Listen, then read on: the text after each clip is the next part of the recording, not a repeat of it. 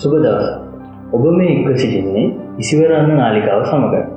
අද අප සාකච්ඡා කිරීමට බලාපොරොත්තු වන්නේ බොහෝ දෙනාට පීඩාකාරී ගැටලුවක් වන, නමුත් සමාජයේ වැඩි වශයෙන් කතාබහට ලක් නොවන මාතෘකාවක් වන මදසරු භාවී තත්ත්වය පිළිබඳ ආයුර්වේද වෛද්‍ය විද්‍යාවට අනුව සාකච්ඡා කිරීමට. මේ සඳහා අද අප ආරාධනය කළා වැලිකන්ද ආයුර්වේද රෝහලේ ආයුර්වේද වෛද්‍ය නිලධාරී ධනුෂ්ක ප්‍රනාන්දු මහතාට. ආයුබෝවන් වෛද්‍යතුමනි. ඇත්තටම වෛද්‍යතුමනි, මෙම මදසරුභාවී තත්ත්වය සමාජයේ වැඩි වශයෙන් කතාබහට ලක් නොකළ අද වන විට දියවැඩියා වැනි ගෝණවන රෝගී තත්ත්වයක් තරමටම මේක වර්ධනය වෙලා තියෙනවා. වෛද්‍යතුමනි, අපි දැනගන්න කැමති වෛද්‍ය විද්‍යාවට අනුව මොකක්ද මේ මදසරුභාවය කියලා කියන්නේ? ඕවිදාර මදසරුභාවය කියන්නේ විවාහක කාන්තාවක් සහ පුරුෂයෙක් ඔවුන් විවාහ වී වසරක් ඇතුළත ලිංගික සංසර්ගයේ අනාරක්ෂිත ලිංගික සංසර්ගයක්, ඒ කියන්නේ උපත්පාදන ක්‍රමයක් භාවිතා නොකර සිදු කරන ලිංගික සංසර්ගයකදී පිළිසිඳ ගැනීමක් සිදු නොවීම හෝ පිළිසිඳ ගැනීමක් සිදුවීමෙන් පසු සාර්ථක දරු උපතක් කරා එළඹ නොවීම තමයි අපි මදසරුභාවය කියලා හඳුන්වන්නේ. මෙහිදී ශ්‍රී ලංකා ජාතික රෝහල සහ රජයේ වෙනත් රෝහල් වල සායනික රෝගීන් 150ක් පමණ යොදාගෙන කරලා තියෙන සමීක්ෂණයකදී අනාවරණය වෙලා තියෙනවා මදසරුභාවය සඳහා පිරිමින්ගෙන් බලපාන සාධක 26ක් විතර ප්‍රතිශතයක් සහ කාන්තාවන්ගේ සාධක 23ක විතර ප්‍රතිශතයක්. මේක 2013 දී තමයි කරලා තියෙන්නේ. එතකොට මේකෙදී අපි අවධාරණය කරගන්න ඕන කාරණාවක් කියන එක තමයි කාන්තාවට මදසරුභාවය පිළිබඳ චෝදනා සමාජයෙන් එල්ල වුණා. වර්තමානයේ වන විට පුරුෂ පාර්ශවය ඒ චෝදනාවලට කාන්තාවට සාපේක්ෂව අභිභවා ගොස් තිබෙන බව. වෛද්‍යතුමනි, පොදුවේ මදසරුභාවය ඇතිවීමට බලපාන හේතු මොනවාද? මෙහිදී ආයුර්වේද වෛද්‍ය විද්‍යානුකූලව අපි ප්‍රධාන හේතු 4ක් යටතේ මේක කතා කරනවා. පළවෙනි එක තමයි මිත්‍යා ආචාර කියන්නේ. ඒ කියන්නේ වැරදි ආහාර විහරණ සහ ඖෂධ වගේ දේවල්.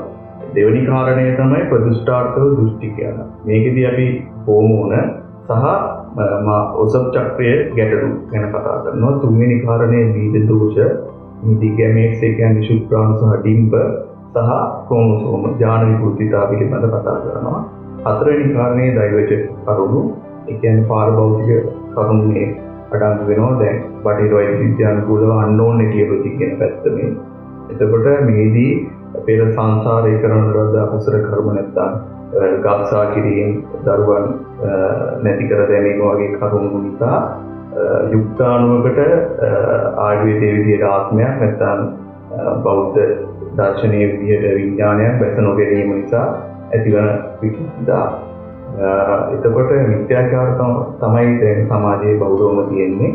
ඔවුන් ආහාර ක්‍රමවේදය දැන් සම්පූර්ණයෙන්ම වෙනස් වෙලා තියෙනවා. එතකොට ක්ෂණික ආහාර, ඒ වගේම මේදේ අධික ආහාර, ඒ වගේම විහරණ ගත්තාම ව්‍යායාමයක් නොමැතිව ගොඩක් අය එක තැන ඉඳගෙන කරන රස්සාවල් තියෙන්නේ.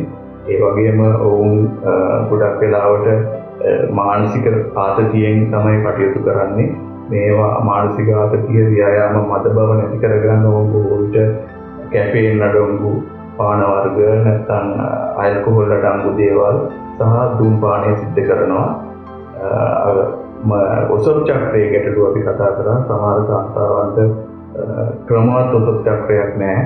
සමහර අයගේ ඔසප් වීමක් ඇත්තෙම නැති කාන්තාවෝ ඉන්නවා. ඊට පස්සේ ඔවුන්ගේ මේ හෝමෝනවල අසමතුලිතතාවයන් තියෙනවා. ඉදිරියේදී සාකච්ඡා කරනවා ගැන. ඒ වගේම බීජ දෝෂ ගැන කතා කරනකොට මේ ශුක්‍රාණුවක තියෙන ඕන ප්‍රධාන ව්‍යුහය නොමැති වීම සහ ශුක්‍රාණු වල චලන හැකියාවන් අඩුවීම, ඒ වගේම ඩිම්බ සිවුනිකා සෛල නොමේරීමේ තත්ත්ව තියෙනවා සහ අදාළ කාලයේදී නොමේරීමත්, මද වශයෙන් මේරීමත් සහ ඩිම්බ මෝචනය නිසි ආකාරයෙන් සිදු නොවීමත් යන කරුණු මේකට අඩංගු වෙනවා. ඔව්, මම හිතන්නේ වෛද්‍යතුමාගේ මේ පිළිතුරත් සමග ඔබට පැහැදිලි වෙන්නේ නැති කාන්තාවන් මෙන්ම පුරුෂ පාර්ශවයේද මේ සඳහා වගකීමක් දැරිය යුතු බව. වෛද්‍යතුමනි, අපි දැනගන්න කැමති කාන්තාවක් මල්සරුභාවයට පත්වීමට බලපාන හේතු මොනවාද? ධර්මයේදී ආයුර්වේද මතානුකූලව අපි කාරණා 4ක් ගැන කතා කරනවා. ඍතු, ශ්‍රේෂ්ඨ, අම්බු, බීජ විෂමතා සම්බන්ධයෙන්. එතකොට ඍතු විෂමතාවය කියන්නේ කාන්තාවගේ ඔසප් චක්‍රයේ සිදුවන සාමාන්‍ය ක්‍රියාවලිය. ඒක අපි කවුරුත් දන්නවා. සාමාන්‍ය කාන්තාව, නිරෝගී කාන්තාවගේ දින 28ක ඔසප් චක්‍රයක් ක්‍රියාත්මක වෙනවා. නමුත් මේක කාන්තාවගෙන් කාන්තාවට වෙනස් වෙන අවස්ථා තියෙනවා. සමහර වෙලාවට මේ ඔසප් චක්‍රය දින 28කට කලිනුත් දින 35-40 දක්වා ඊටත් වඩා සමහර කාන්තාවන්ගේ වෙනස් වෙනවා. ඊටකොට ඊළඟ කාරණය තමයි ශේෂ්ත්‍රය. ශේෂ්ත්‍රයේ විදිහට අපි හඳුනගන්නේ ගර්භාෂය, යෝනි මාර්ගය, ඩිම්බ කෝෂ සහ පැලෝපිය නාල සහ ඒ අවට පටක. එතකොට යෝනි මාර්ගයේ තුඩදී යෝනි මාර්ගයේ තියෙන විවිධ රෝග අපි යෝනි ව්‍යාපත් විදිහට රෝග අවස්ථා 21ක් සම්බන්ධයෙන් කතා කරනවා. ඒවා අපි ඉදිරි සාකච්ඡාවලදී කතා කරමු. එතකොට යෝනි මාර්ගයේ ගර්භාෂය තුලත් මේ වගේම ගර්භාෂගත අර්බුද, ගර්භාෂයේ අභ්‍යන්තර කලාවේ ඝනකම අපි එන්ඩෝමෙට්‍රියල් තික්නස් එක කියලා කියනවා. ඊට පස්සේ පැලෝපිය නාලවල අවහිරතා තියෙනවා. ඊට පස්සේ ඩිම්බ කෝෂවල සිස්ට් වතුර බුබුළු වගේ පිපිලි ඇති වෙනවා.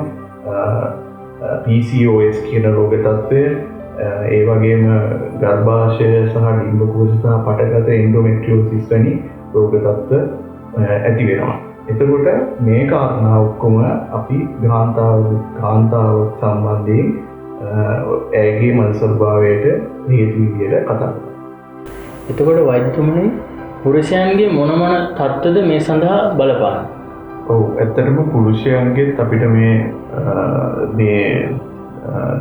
තියරිය අනුවම යන්න පුළුවන්.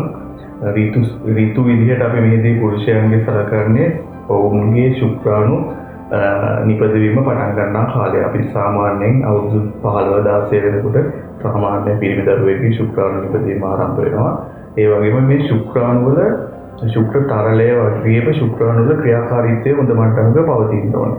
කාන්තාවගේ වගේ ඔසප් චක්‍රයක් ගැන අපි කතා නොකරට පිරිමි පුද්ගලයන් සඳහා ඔවුන්ගේ ශුක්‍රාණු නිරෝගී මට්ටමක පැවතෙන්න නම් ඔවුන් අර අපි කලින් කතා කරපු මිත්‍යා ආහාර විහරණ වලින් වැළකීලා ඉන්න ඕනේ.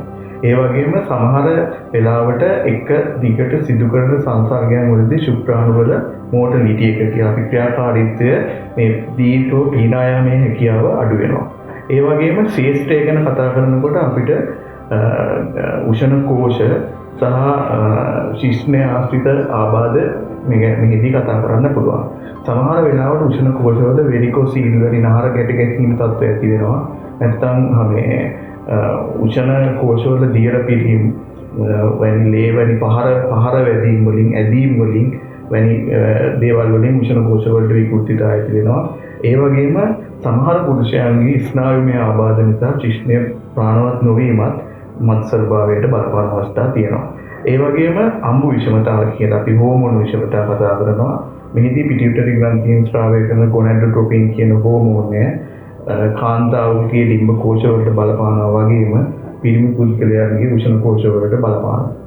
මෙහිදී FSH, LH කියන හෝමෝන වල මට්ටම්, ටෙස්ටොස්ටෙරෝන් මට්ටම මේ ශුක්‍රාණු වල තත්ත්වය ක්වොලිටි එක නිර්ණය කිරීම සඳහා බලපානවා.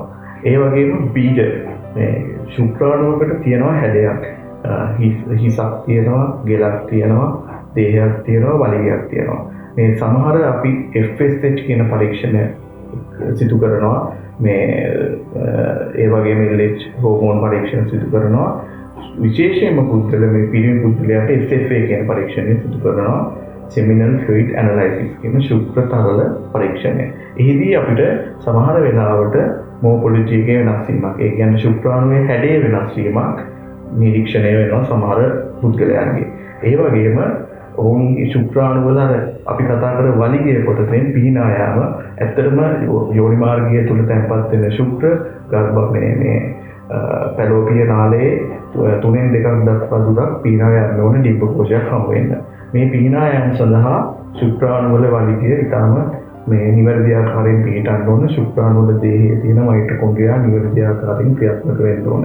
එතකොට ඒවැ විෂමතාවයක් තිබුණොත් බීජය නිසි ආකාරයෙන් පැවතිලා නැහැ. ඒ වගේම මේ ශුක්‍රාණු අපි දන්නවා DNA තොරතුරු අරගෙන යනවා.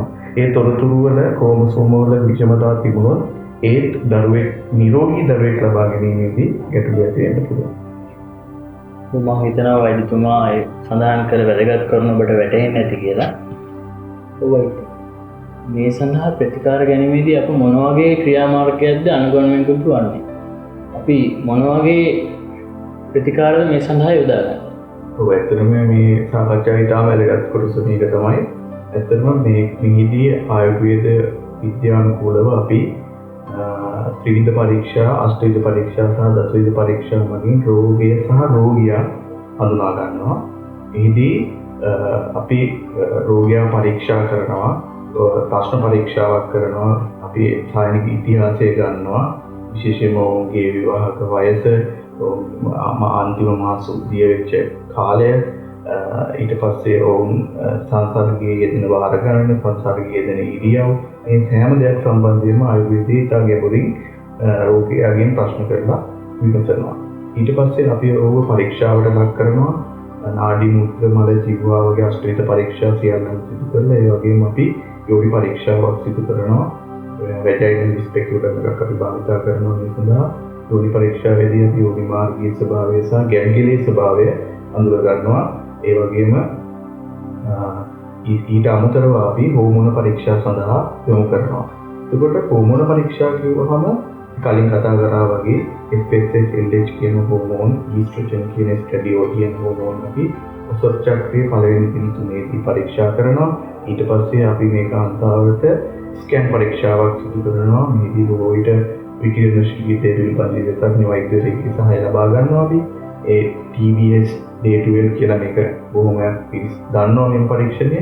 මේ ස්කෑන් පරීක්ෂාවේදී අපිට ගර්භාෂයේ තත්ත්වය, ඉන්ඩෝමෙට්‍රියල් තික්නස් එක කියන හඳුන්වනවා. මේ තත්ත්වය බලා ගන්න පුළුවන්.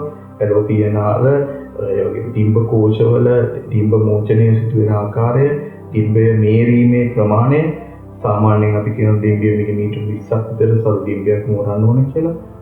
මේ සියලුම කාරණා සම්බන්ධයෙන් අපි TBS පරීක්ෂාවේදී පරීක්ෂාවට ලක් කරනවා. ඇතැම් කාන්තාවන්ට සුදෑනේ තත්ත්වය අපි වෛද්‍ය විද්‍යානුකූලව ශ්වේත ප්‍රදරය කියලා හඳුන්වන තත්ත්වය තියෙනවා. එහෙම කාන්තාවක් නම් අපි දර්ශන පරීක්ෂාවෙන් ස්පෙකියුලම් එක භාවිතයෙන් කරන පරීක්ෂාවේදී හඳුනා ගන්නවා. එතනදී HSV කියන හයි වැජයිනල් ස්වැබ් කියන පරීක්ෂාවට අපි එම කාන්තාව පත් කරනවා.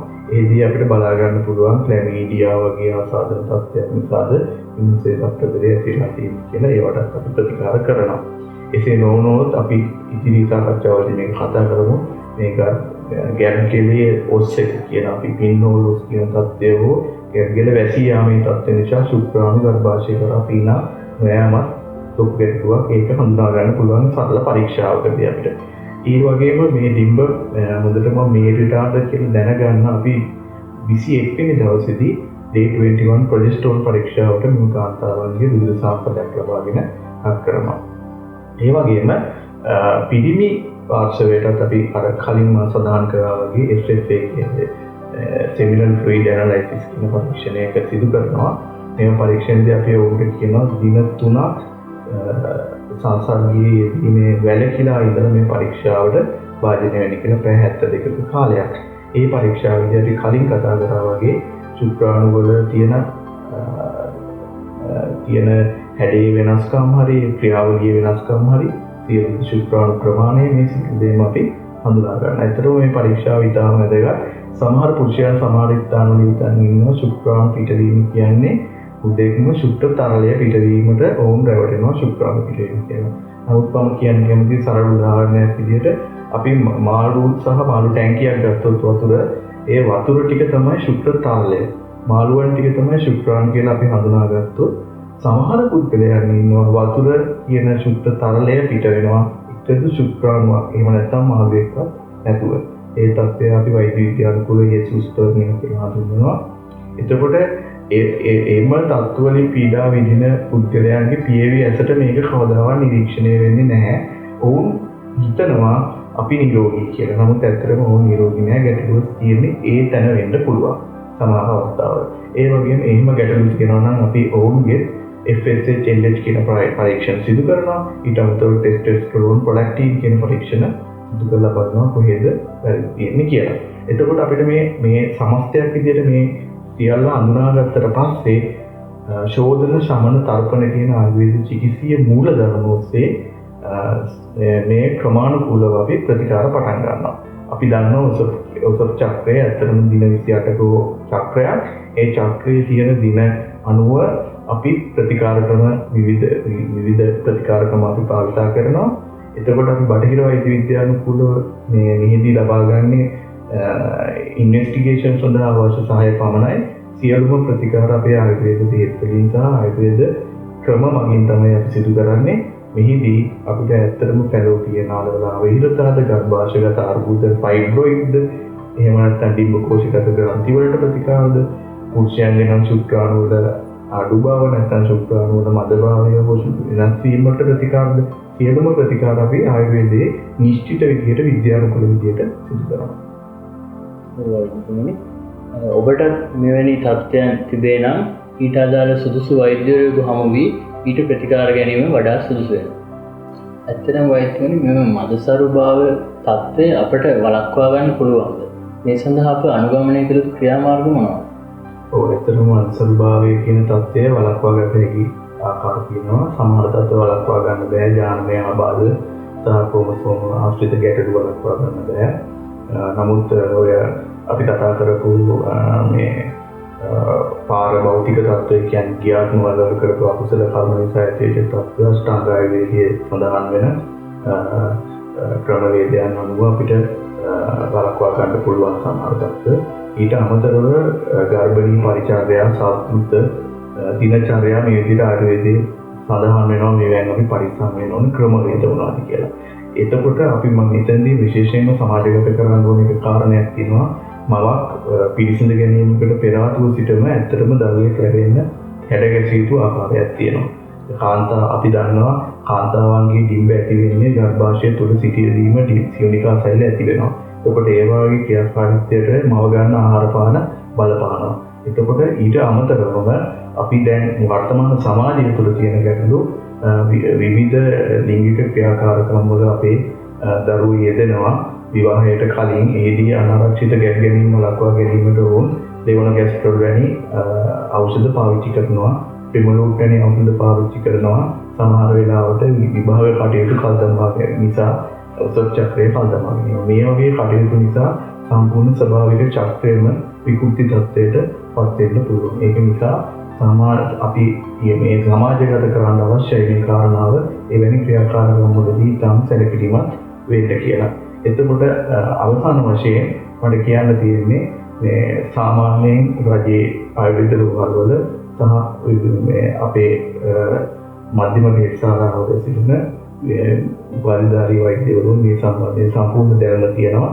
ඔබට යම් කිසි ගැටලුවක් තියෙනවා නම් ඕනෑම රජයේ ආයතනයකට ගිහිල්ලා මේ සම්බන්ධයෙන් ගැටලුව ඉදිරිපත් කරලා ඔබට අවශ්‍ය සහාය ලබා ගන්න පුළුවන්.